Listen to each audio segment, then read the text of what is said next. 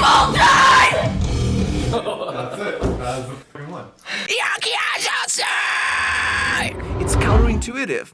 We have to think that we need to reduce to let the vocal folds a bit loose and relaxed to allow that breathiness, and that breathiness then will create this heavy sound. If I were to sing the song, I would work on. Ladies and gentlemen, we're back in the studio with a good cup of coffee, and today's video will be a bit different. So I have this Linkin Park inside the studio video for Casualty. I haven't seen it, and I say that this video will be a bit different because usually I pick songs, either a live performance or a recording a music video for us to analyze the vocals, but this one, it seems like, is a studio report making up per se of this particular song and not exactly the performance. So I don't know how much of Emily's vocals we'll have in there, if any. I hope so.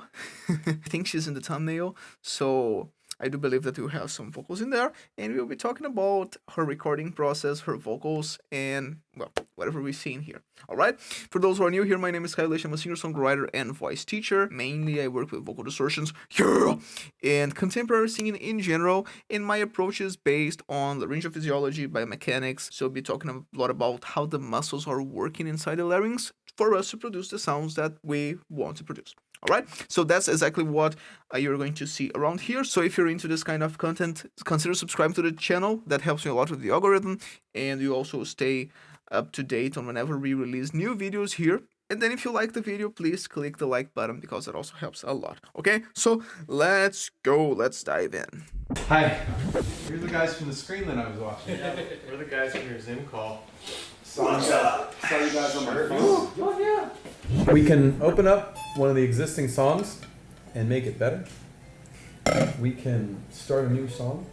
I only say that because of the Brad note about thrashy. There's a note in his text. It would be fun to hear the heaviest thing you could write. He's saying, which I think is right, that in Heaviest. some of the spaces, a lot of them are at 7s or 8s, but why not just try them at 11s? Every time that I have a writing session with my band, we always start that session by arguing whether we want to keep developing a song that we have or start writing a new song. So that's totally relatable. What version of that could we do that we haven't done? I mean, the maybe we want to play around with the serum. Oh. Nice. Yeah,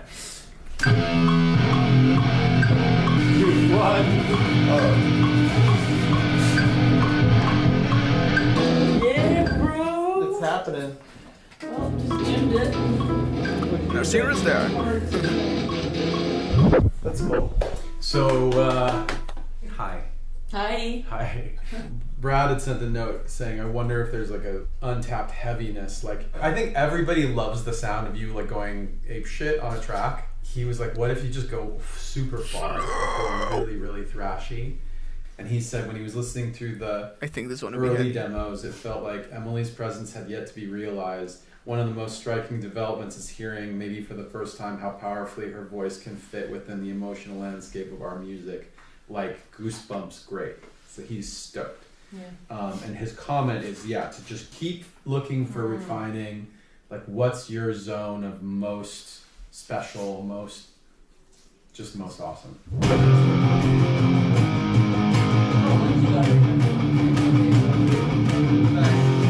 think that's it. I think that's the one.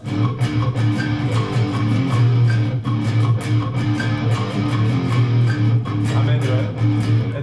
It's a familiar.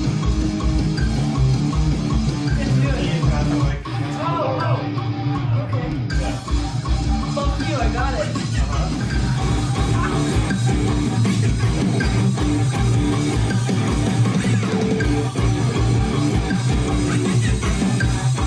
We just need one syllable. Fuck. Type of word. Fuck, I won't be. Just I. I won't be. So simple. Yeah. Let me out, set me free. I know all the secrets you keep. I won't be your casualty. Hey! No. Sure, I find the lyrics.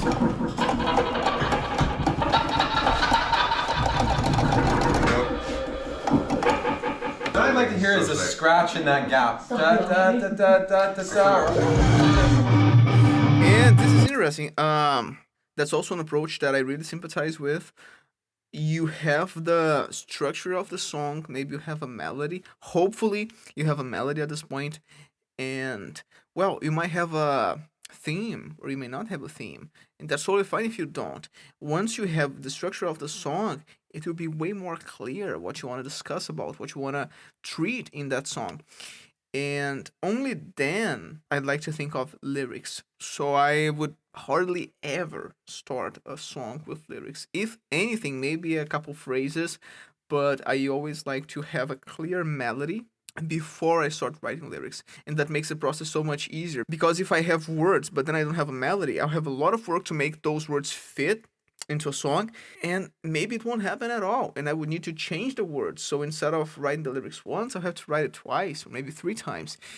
So instead of writing a melody and then lyrics, I'll have to write lyrics and then a melody, and then rewrite the lyrics, and then maybe rearrange the melody for me to rewrite the lyrics again. So that's a lot of work. You go. Let's get singing. Yeah. Watch yourself. It's a wicker What if we basket. just have Joe scratch you saying wicker Wicker basket. Okay, are you ready for this? I don't know what's coming, to be honest with you. I haven't heard this song yet. Let me out! Set me free! I know all the secrets you keep! I won't be your casualty! Do a more feral, more Dave Farrell. I won't be your casualty. I won't be your casualty. Oh, okay. Wait, 1 second. Let me out!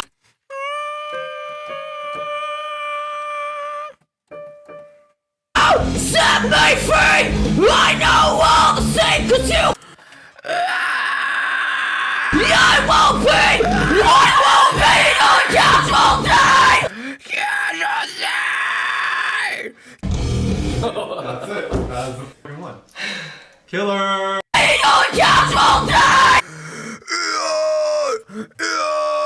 And then I need to make this higher. Your casualty!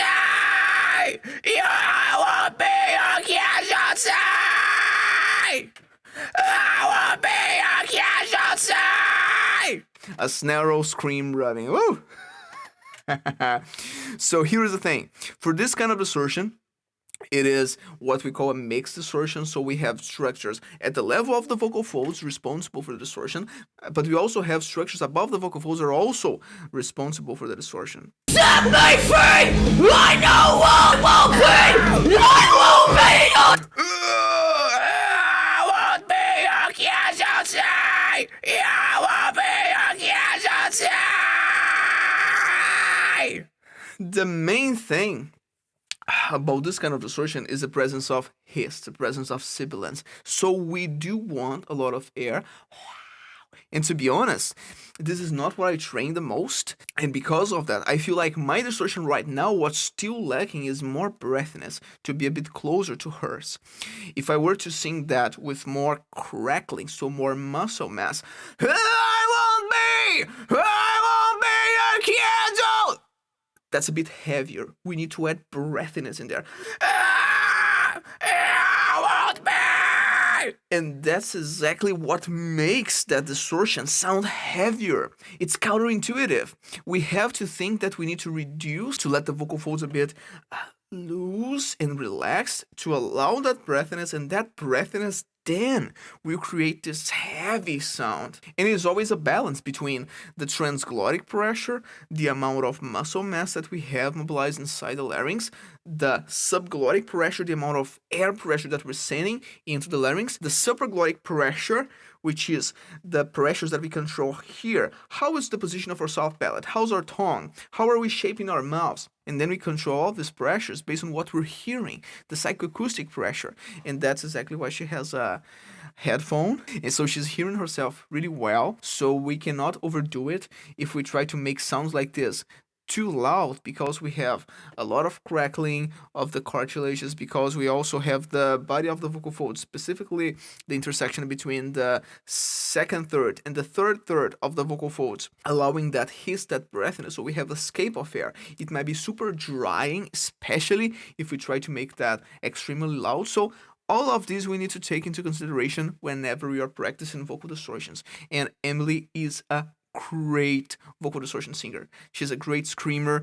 She basically mastered all of the techniques that she's doing here. And again, for me, if I were to sing the song, I would work on make my distortion at a glottic level a bit softer. I would allow more escape of air, and that would create a heavier sound for whoever is listening. And it's a bit tricky when it comes to singing, because when we are singing, we have two different perceptions that sometimes will overlap. We have the physical sensation, because as we are singing, we are feeling the muscles behave, we are feeling the voice happen inside our own bodies, but we also have the acoustic perception, because as we are producing our voices, we are hearing our voices back. So it might be a bit trickier. Sometimes the heaviest sounds are the ones that we need to reduce a lot of muscle mass, a lot of muscle engagement to achieve. So it feels lighter and it sounds heavier. That's a thing that we need to pay attention to. Casualty! That's it. That's the fucking one. You're casualty! You're casualty! You're casualty! I wanna go fucking break shit! Break that expensive microphone. That's another kind of distortion. I know you We want call to that a crackling flow or crackling fluid voice. keep singing the song. Good job. Singing. Really good. But it goes to show the amount of subglottic pressure that she's sending. She's using a lot of air pressure instead of only engaging more the muscles. She's having to balance that, so less muscle engagement, more air pressure. She's singing.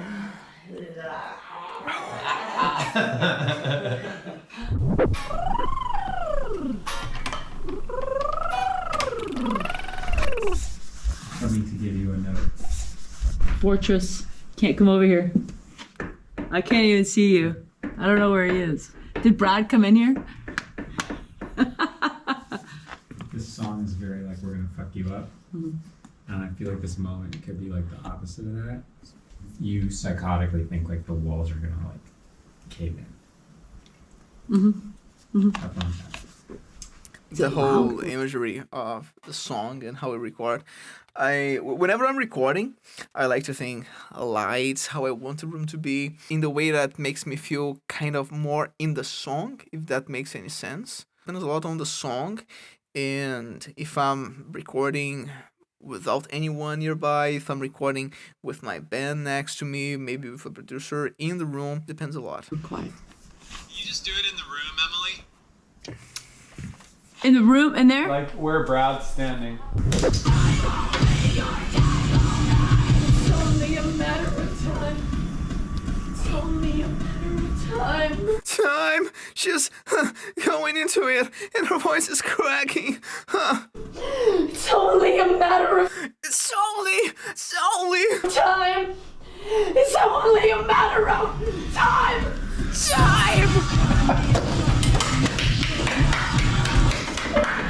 It's so fucking good. That's amazing. Love that. Love that.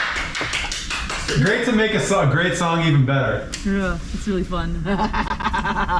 Fantastic. Yeah, they're so into the song. Again, Emily's a fantastic vocalist. I'm so happy for this phase of Linkin Park. Yeah, I don't think this song was in the... Yeah, I said something wrong here, because I said that I haven't heard that song before. But if it is in the album from Zero, then I heard it. Let me see.